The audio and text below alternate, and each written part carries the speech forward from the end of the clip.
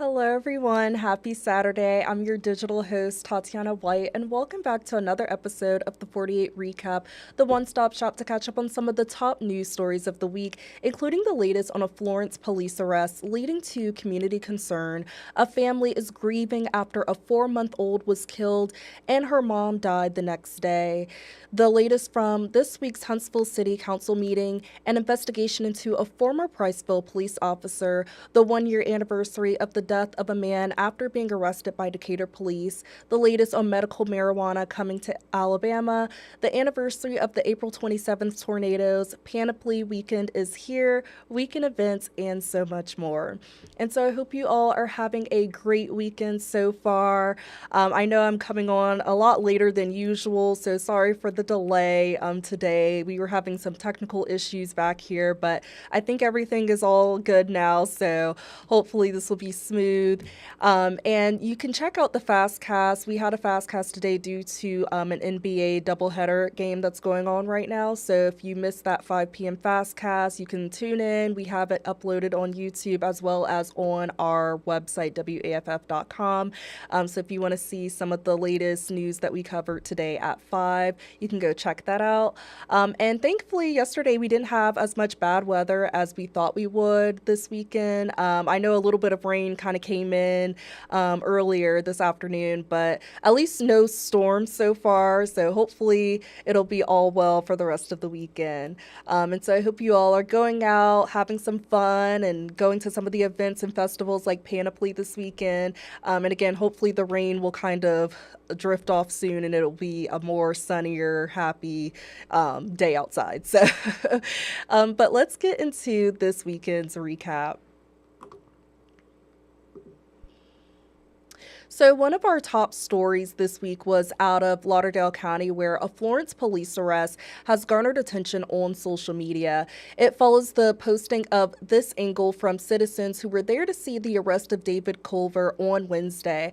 And in response, Florence police released body camera footage to detail the arrest and use of force. It's the use of a canine that is still concerning the city council president, Tatyana Simmons. Take a look. Watch out, he'll get bit. Watch out, he'll get bit. Watch out, he'll get bit. Hold it. Hold it. Hold it. Watch out. Hold it. Get him. Get him. Get him. Get him. Quit fighting. Quit fighting. Quit fighting. Let go of my dog. Let go of my dog. Let go of my dog. Let go of my dog. Let go of my dog. Let go of my dog! Stop fighting! Stop fighting!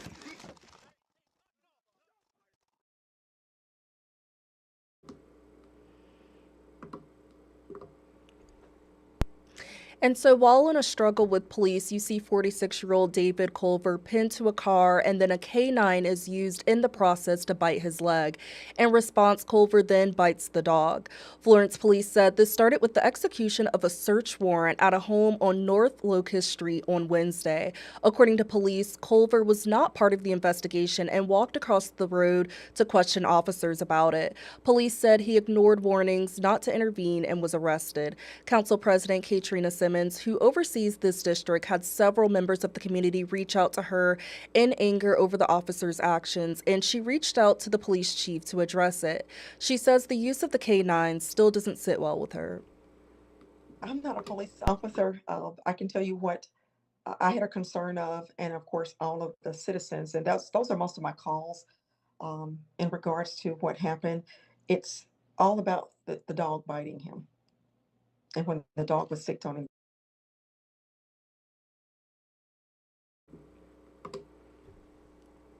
Florence Police Chief Mike Holt released a statement saying he understands the community's concerns about the use of the canine. He says the use of the canine was within the department's use of force policy as well as state and federal laws. Chief Holt says Culver was intoxicated, behaving erratically, and made verbal threats toward officers, and that multiple officers were unable to gain control of him.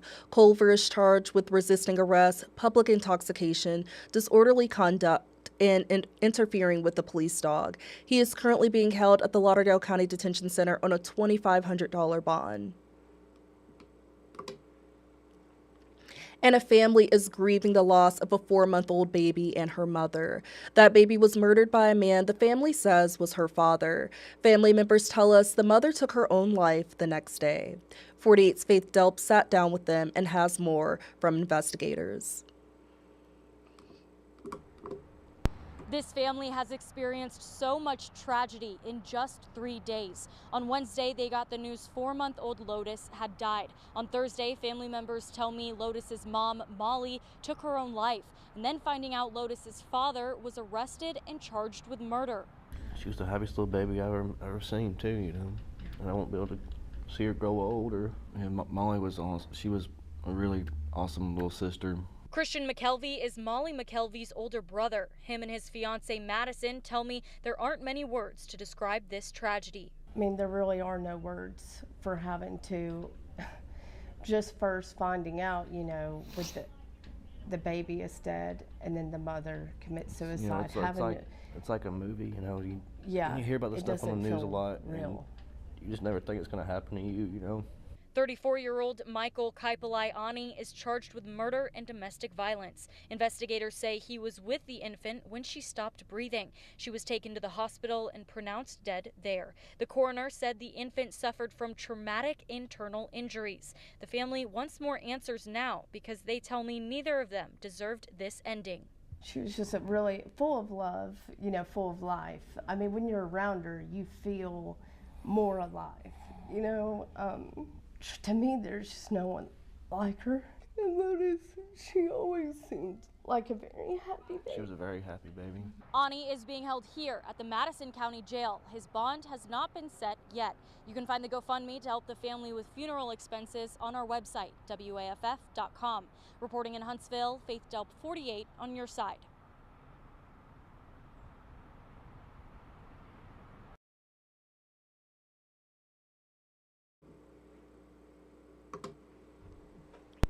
And new details continue to emerge in a Bridgeport murder investigation. Deputies say a man used a baseball bat to murder a woman in his home. This started on Wednesday in Bridgeport when officials responded to a house fire. Investigators believe John Dunnigan murdered Lisa Russell before setting fire to his mobile home to cover it up. Investigators believe this started as a domestic situation. They said if you or a loved one struggles with a domestic situation, please call authorities. We feel it's very important because domestic violence, it tends to escalate over time. Reach out to law enforcement. We can put them in contact with places like crisis services that provide stuff to them that doesn't let the other person know that they're doing it and give them some options.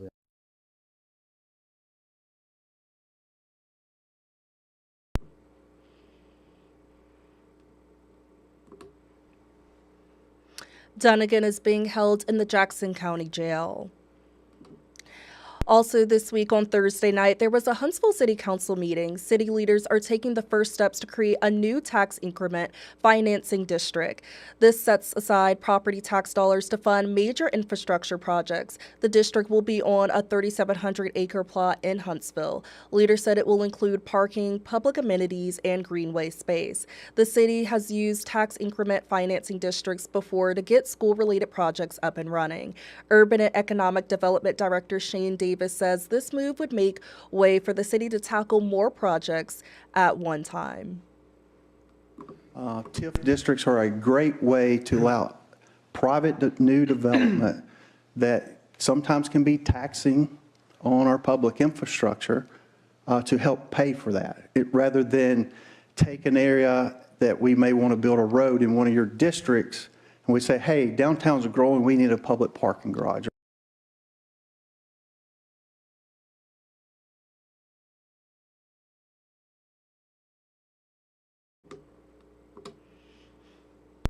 The official project plan will be presented to the City Council next month. And some other major updates came out of Thursday's council meeting. We are now another step closer to possibly seeing a major passenger rail system in Huntsville. The council approved moving forward with a rail study. It will explore the possibility of trains becoming a new mode of public transport in and out of the city. City leaders said it would operate similarly to Amtrak.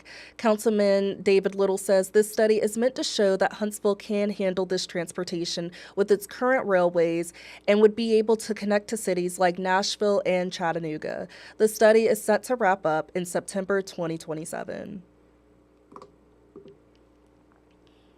And our 48 Investigates team has discovered a former Priceville police officer resigned after a high-speed chase that he was ordered to terminate, but didn't listen to his sergeant. Personnel files obtained by 48 News reveal former officer Devin Harris was suspended in February and resigned 4 days later. 48's investigative reporter Nick Ballinger has more on this story.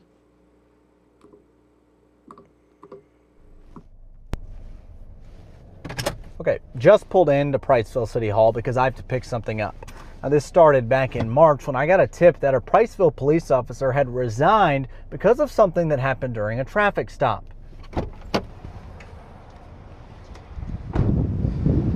It's notoriously difficult in the state of Alabama to get body camera footage. So back on March 27th, I had to request this personnel file, and today it's ready. So let's go get it.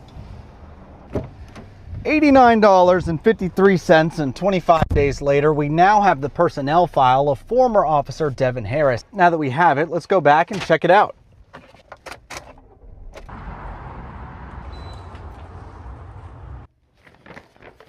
Let's see what's inside. It's a fairly clean file until you get to this from February 16th of 2026. This is a notice suspending Harris pending further investigation. It says that Harris was in a pursuit and his sergeant ordered him to stop, but he didn't, and he even exceeded 100 miles per hour even after his sergeant told him to end the pursuit.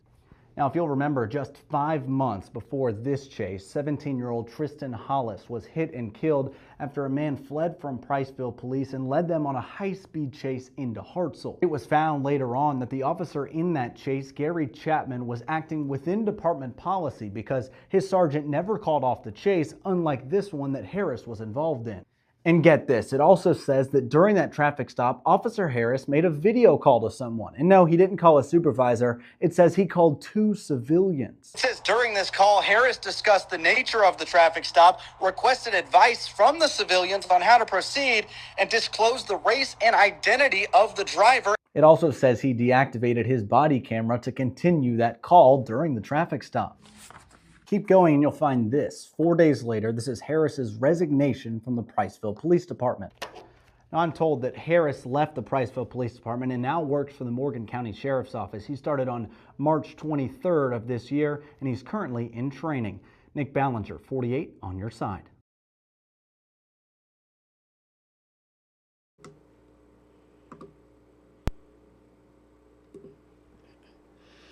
Wednesday marked 1 year since John Scott Jr.'s death. He was a Decatur man arrested for a traffic warrant. While in jail, he fell into a coma and died. Video we obtained shows Scott in a struggle with jailers and then being dragged through the Morgan County Jail. His family misses him dearly and wants justice. Last Saturday, family and friends gathered in Decatur for a vigil to honor him. Earlier this week, on Scott's death anniversary, 48's Faith Delp talked with his mother and brother, and she shares more. John Scott Jr.'s family remembers him as a kind and loving father, son, and friend. A year after his death, his mother says she just won't be the same. I woke up crying and I started praying and talking to God. Everything has changed for me. It's hard when you relive the trauma over and over and over again. On April 15th, 2025, Paulette Tennyson Sanders called the police because her son was having a mental health episode. After police talked with Scott for about an hour, they found a warrant under his name for a traffic ticket. They gave him the option between going to jail or the hospital, and then it escalated. He asked the lady cop, was her camera on? He said because he doesn't want to die. I think I'm going to die. He said, I think I'm going to die. Yep. And he was so right. Body camera footage and security footage shows Scott struggling with police. He can be seen being kicked, dragged, and tased during the video. Scott's brother, Jason Tennyson, said how police acted was uncalled for. They really didn't handle the situation the way they were supposed to. They knew it was a mental health situation. They didn't handle it like that. At the jail, video shows Scott being dragged into the booking area. He was there for about an hour before he was taken to the hospital. He was in a coma for more than 6 days before he died. He should be here with us right now. He should not be gone. He's missed so much. I miss him telling me that he loves me. I miss him telling me that I'm crazy. I just hope this coming year brings justice, for me and my family. The Attorney General's office is investigating Scott's death. I did reach out to them earlier today, but I have not heard anything back yet. Reporting in Decatur, Faith Delp 48 on your side.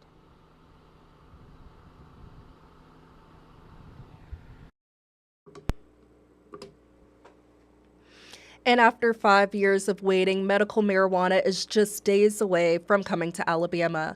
Clinics are preparing to open and dispensaries are not far behind. Vince Shalancy is the owner of Callie's Apothecary, and he says the first dispensary in Alabama will open in early May in Montgomery. But before you can walk in, you have to get a medical card. There are clinics that help patients get their medical marijuana card all across the country. The Green Remedy, which offers medical marijuana certification services, will be opening in Montgomery. Director Chanel Rosoy says she also plans to open a location in Huntsville in June. Both of them said these services will give patients an alternative way to treat medical conditions. Chronic back pain, it can provide pain relief and maybe an alternative to other pain medicines such as opioids, things like that. With terminal patients, with cancer, not only does it help with pain, but maybe it helps with nausea. Maybe it helps with the appetite and making sure, that you actually have an appetite where you haven't in the past.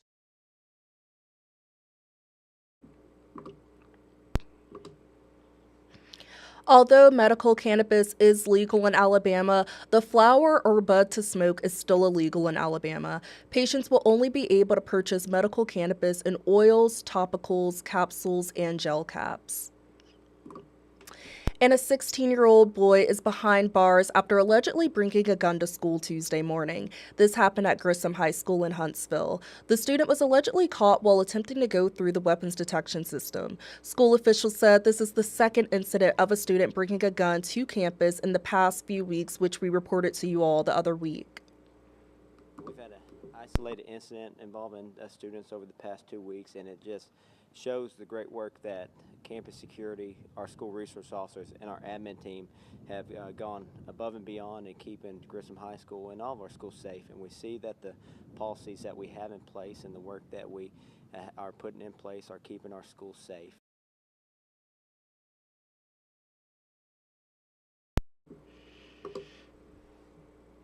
No one was hurt, and school officials remind students and parents, if you see something, say something. And a 48 News follow-up from a story we brought you last weekend. A plane crash killed 4 family members from Huntsville. Tony, Lisa, Andrew, and William Moffett were traveling from North Carolina last weekend when they were diverted to Union County Airport in South Carolina to refuel. They crashed shortly after, and they had just left the funeral before the crash. Lisa's uncle, Kent Ryan, says the Moffett family is not new to flying and exploration. Andrew, one of the sons, used to mentor youth at space camp. He also described Tony as an excellent pilot, as he is a retired Army aviator.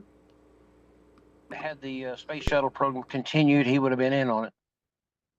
He was that good of a pilot and that good of an instructor as well. So they contributed a lot to the profession as well as the neighborhood, and they're widely known and widely respected. That's just simple as that.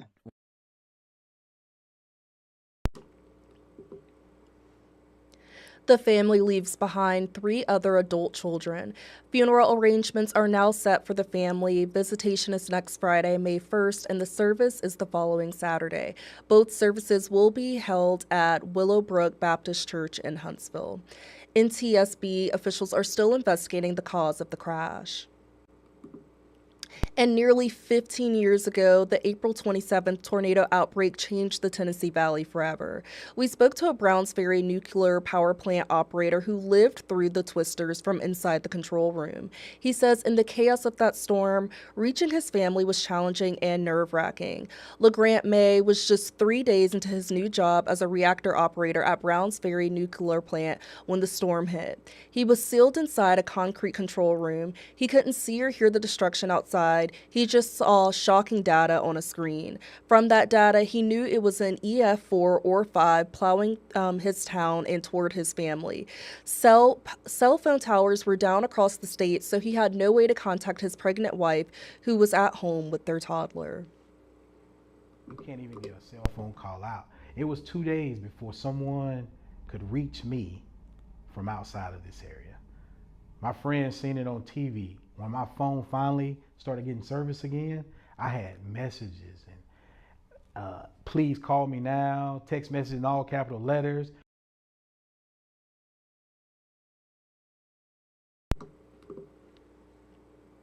May now serves as the mechanical maintenance supervisor at Browns Ferry. He says to prepare as much as you can, but trust the people keeping you safe too, because they do their jobs for you. And the April 27th tornado outbreak killed more than 30 people in DeKalb County alone. A memorial service was held for them at the Rainsville Coliseum today with emergency management leaders. 48's Will Eldridge spoke to the DeKalb County EMA director, a former 911 dispatcher, about why he remembers that night so vividly. Nearly 15 years after the April 27th tornado outbreak, the memories in DeKalb County remain vivid. For Michael Posey, they're tied to the voices he heard that night. In 2011, Posey was a 911 dispatcher helping officers respond as the EF5 tornado tore through Rainsville, killing 35 people in DeKalb County alone. Today, he brought me to the same road where police dashcam video captured that tornado moving across the valley. He came back on the radio and he said, this thing has become massive. It's huge and it's coming into Rainsville. We knew then, it was probably going to be bad. Photos I found in the Rainsville library show the scope of the tragedy that reshaped this community. It also changed how people prepare. Posey says over 400 people built storm shelters on their property in the aftermath of the storm. He added that one of the biggest lessons learned was to have multiple ways to stay weather aware. He included EMA apps and even our very own 48 First Alert weather app. Posey, now the EMA director for the county, reflects on the changes this devastating tragedy brought. The disaster turned into recovery, which turned into resilience. I really believe that. I believe it made our community understand the importance of being ready and prepared. I really do. Memorial service for those killed in the storm will be held tomorrow morning at 11 at the Rainsville Coliseum behind me. Reporting in Rainsville, Will Eldridge, 48, on your side.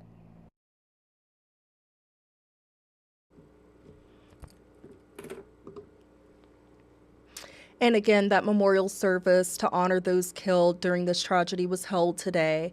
And 48's Faith Delp was in attendance, and we'll have more on this during tonight's newscast.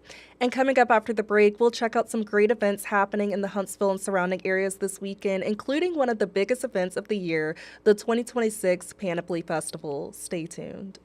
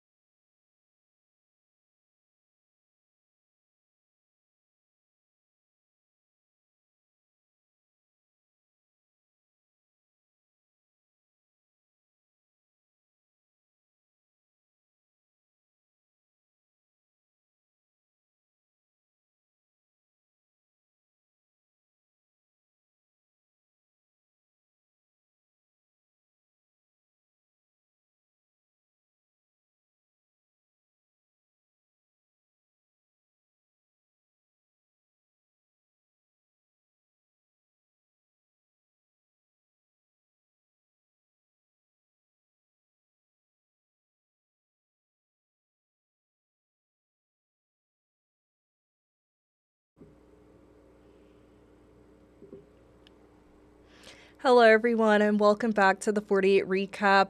It's the biggest weekend of the year for artists in the Tennessee Valley. Panoply 2026 is underway, and our TVL anchor, Peyton Walker, was there all day on Friday and brings us some of the big things you need to know to celebrate at Panoply this weekend. Well, hey guys, I am coming to you from the Trilogy Hotel, just steps away from Big Spring Park, where you can see all the tents are set up now for Panoply, the arts festival you know and love that brings, again, sculptors, handmade jewelry, musicians, good food. Look at this funnel cake, because yes, food is art as well. All kicks off today and is running through the weekend, through Sunday. You can get weekend passes. TVL actually did a whole live broadcast from here this morning, and it was a great time. So again, I want to stress, I'm standing here at the Trilogy. They also have special events planned, again, on behalf of Panoply. So if you go up to the Sky Bar Lounge, they have specialty cocktails that have fun names, again, in honor of the music festival. And then also as well, you can watch the fireworks up there this evening. Again, all that on behalf, actually, of Lynn Broad. We want to honor him. Again, he is no longer with us, but Lynn did such incredible work to bring fireworks to this event. So the Panoply art that is featured on the t-shirts actually pays honor, again, to those fireworks and to the life of Lynn. So certainly get a t-shirt as well. We got bubbles flying, though. Again, it is certainly a fun time. Kids are going to be here showcasing their work from their school projects. We have professional artists and musicians, and again, certainly going to be a wonderful evening. So come on down. Again, all kicks off Friday through Sunday. You can get a weekend pass, which I do recommend, because if you get a one-day pass, you can't just do it all in one day. You certainly need to, again, spend all 3 days here at Big Spring Park. Hopefully the weather is going to be good, at least it is for right now, but certainly, again, want to stress Panoply lasting here, again, all weekend long, so come on down and check it out. Back to you guys.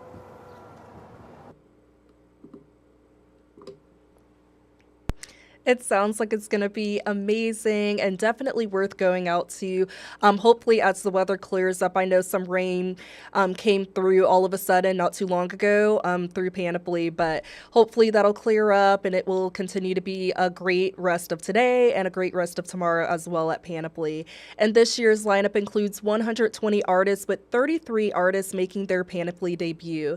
Day passes are $15, and Panoply is supposed to be going on until 9 tonight, and again on Sunday from 11 a.m. to 6 p.m. And if you're heading downtown for the festival, be prepared for some road closures. Church Street between Clinton and Williams Avenues will be closed. Williams between Clinton and Joseph Lowry Boulevard is also closed, and Monroe Street on the east side of the VBC will be reduced to 1 lane. All roads should reopen by 5 p.m. on Monday. And another fun annual event happening this weekend is Monster Jam.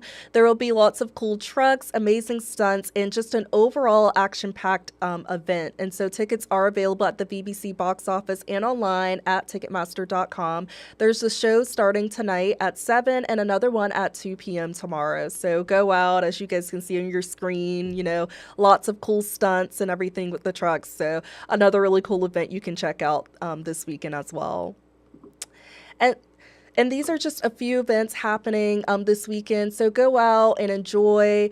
There's a lot of fun things for the whole family to enjoy, from arts to trucks to shows, all types of great things. You know, I know the Michael Jackson movie just came out and stuff, so you can go to the movies, like so many different things going on that you can do this weekend.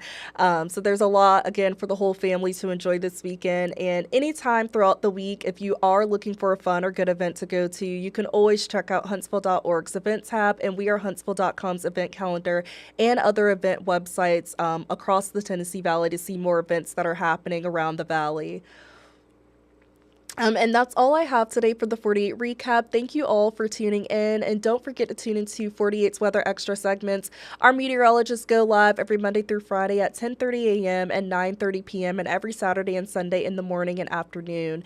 And so again, our Weather Extra segments are just another way to give you all extra insights on the latest weather forecast. So make sure to download our 48 apps and follow us on our Facebook and YouTube channels so you don't miss any updates on the news and weather. And if you would like to stay connected with me throughout the week, please be sure to follow my Facebook page at Tatyana White, WAFF 48. I would love to connect with you if you would like to just talk or share any story ideas or anything. I am more than willing to connect and talk with you throughout the week. Take care, everyone, and stay safe this weekend. Enjoy the weather and the fun events and festivals happening around the valley. There's so many great things to do, and I will see you all back here next Saturday. I hope you all have a great rest of your weekend.